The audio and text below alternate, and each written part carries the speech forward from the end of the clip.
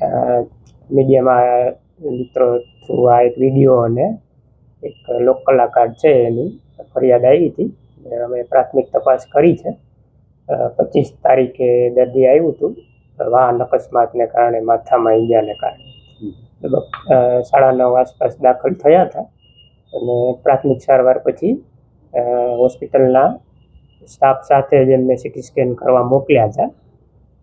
City સ્કેનમાં already એક દર્દી એની તપાસ ચાલુ હતી અને આગળના દર્દીને બેભાન કરીને સિટી સ્કેન કરવાનું થતું હતું, એટલે એની એ તપાસ વચ્ચે રોકાઈ શકે એમ નહોતી. એટલે એટલી વાર સુધી અમને સમજાવીને વાત કરી હતી કે એક દર્દીનું પૂરું થાય ત્યારે લઈ લઈ. બીજા જે સ્વસ્થ એટલે રિલેટિવલી સ્ટેબલ પેશન્ટ હતા એમનો થોડી વાર રાહ જોડાવીને અમને આગળ લઈ જ લીધા હતા. પણ ઓલરેડી જે દર્દીની તપાસ ચાલુ હતી એની પૂરી કરવી જરૂરી હતી. ખાસ કરીને સાહેબ એવો એક આરોપ લગાવવામાં આવે છે કે સિવિલ હોસ્પિટલમાં કર્મચારીઓની સ્ટાફની અછત છે, એમાં કેટલી સચ્ચાઈ? અત્યારે બધા વિભાગોમાં એનએમસી સ્ટાન્ડર્ડ મુજબ સ્ટાફ છે. જે મેડિકલ કાઉન્સિલ હોય એનું જે ક્રાઇટેરિયા હોય એ પ્રમાણે સ્ટાફ છે.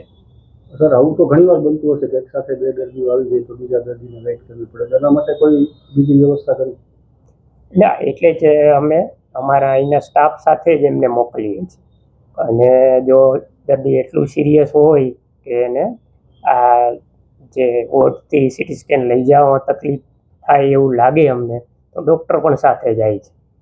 ઘણીવાર એવું પણ થાય કે ડૉક્ટર પણ સાથે જાય અને સિટી સ્કેન વિભાગ આરે એનું વાતચીત પણ થઈ ગઈ હોય છે કે આ દર્દી બહુ ક્રિટિકલ છે, આ જોડાવાય એવું નથી, તો એવું પણ કરતા હોય છે.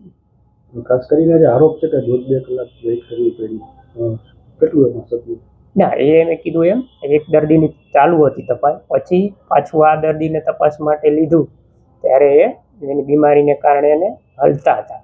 સિટી સ્કેન થવા માટે બિલકુલ સ્થિર હોવા જરૂરી છે. એટલે પાછા એનેસ્થેટિક ડૉક્ટરને બોલાવી એમને જરૂરી ટ્રીટમેન્ટ કરી, ન હલે એવી દવાઓ આપી, પછી પાછું સિટી સ્કેન કર્યું. એટલે એમને એવું ઇમ્પ્રેશન ગયું કે આટલી વાર થઈ.